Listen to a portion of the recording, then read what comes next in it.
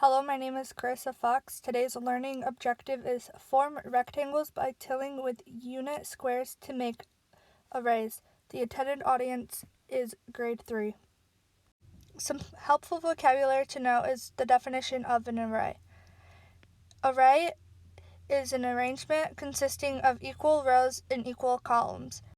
Square unit is a square with sides that measure 1 unit used to measure area.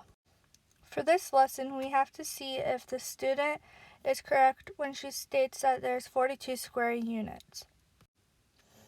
The first thing to do is finish the array.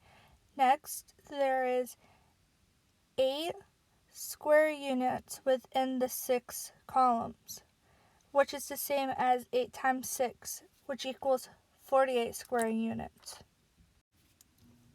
The next lesson was just to finish the array, and then you could either count how many square units there are, or you could just go from the top. There's 1, 2, 3, 4, 5, 6, and then for the columns it's 1, 2, 3, 4, which leaves you with a 6 by 4, which equals 24 units squared.